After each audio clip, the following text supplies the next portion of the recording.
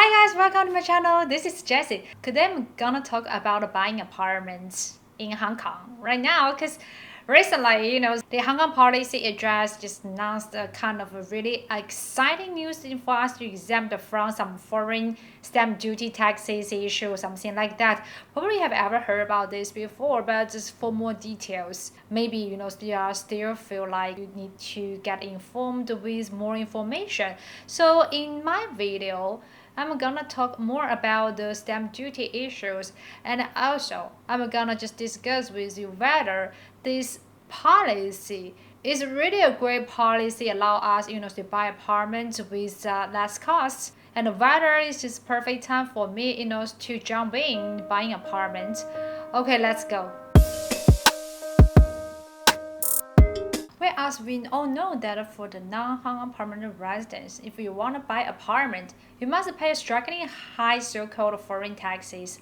Thus, many people would curb their home buying impulse and wait until they become permanent residents. What exactly are the foreign taxes issues we are talking about? Well, actually, it is called the buyer's stamp duty, also known as the non-Hong Kong permanent resident stamp duty, which is charged against purchasers who are overseas investors or companies, in addition to the ad valorem stamp duty, also called AVD abbreviation. The buyer's stamp duty was used to be like 15% on the consideration. However, per the Hong Kong a policy address held on October 25, 2023, it has been announced that the buyer's stamp duty has been reduced to 7.5%. The qualified non-Hong Kong permanent residents don't need to pay immediately when they want to buy an apartment as well. So this is a piece of exciting news for those non-permanent residents who cost arm and leg on rental expenses in the past. And right now, they would even consider about turning their monthly steep living expenses into the capitalization, into the ideal long-term investment. So the question is whether this is the perfect time to get on the property ladder for those non-Hong Kong permanent residents right now. If your situation is similar to me, well, we spend approximately 20K per month to rent a two-bedroom apartment located not far away, from the central areas where we could be able, to commute less. So it would cost 10 million Hong Kong dollars if you want to buy it instead. The question is, would you consider about buying it right now? We are literally unbinded by the 15% buyer stamp duty as long as we can successfully become a permanent resident in the foreseeable future. Well, before answering this question, let us figure out how much we have to pay as a down payment and a monthly mortgage payment right now. Okay, based on the current economic situation and circumstances, for a property valued at 10 million Hong Kong dollars, we only need to pay 10% consideration as down payment for the property, which would be like a 1 million. So this is according to the latest residential property mortgage policy stimulated in the year 2023. Also, according to the Bank of China, the mortgage rate would be like 3.38% as we choose the BOC prime rate of 5.87% minus 2.5% to get the calculation here. And for more about how to select the mortgage rate, please also refer to this video as here.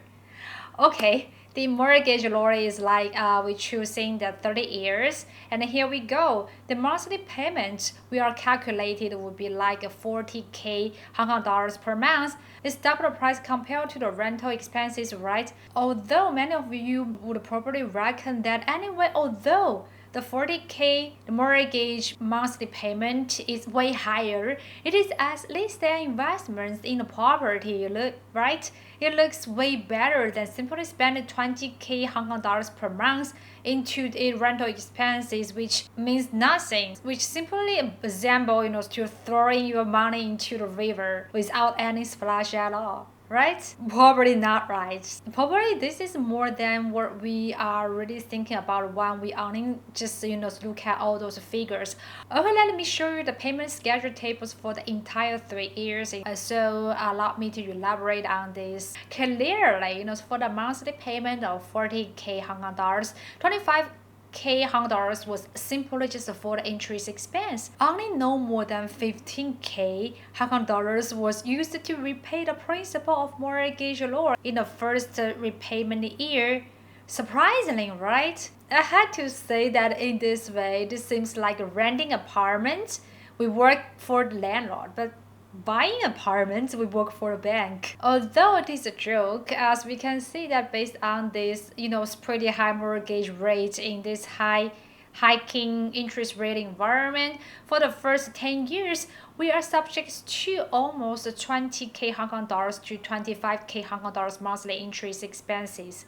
This is no difference between buying an apartment and renting one. So considering about this high interest rate in economic environment like something like that. Probably some of you would say that this hiking interest rate environment will not last for a long time. The thing is that we never know. And the expected earliest time to end this hiking interest rate will be March next year. The rising interest rate lasted for almost the past 2 years, from the 2021 till now, and logically it will take 2 years for the United States Federal Reserve is to gradually adjust this interest rate to a lower level. So maybe it would take more like 3 to 5 years, for us, to get back to this 2.5 low interest environment. But we will never know the answer. So let's look at this repayment schedule.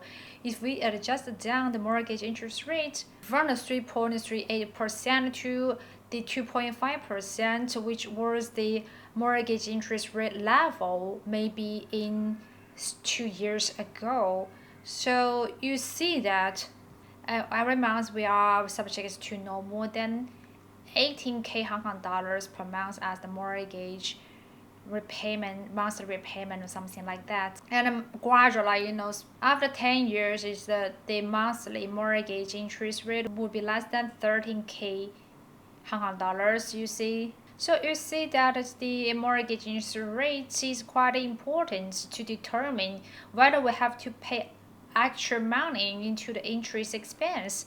This is quite important, for us to just buy the property in a relatively lower interest rate environment or something like that, right? Besides, even though non-Hong Kong permanent residents are exempt from the buyer's stamp duty, but compared to the permanent residents, are we subject to the same level of stamp duty for buying apartments? This is one issue here.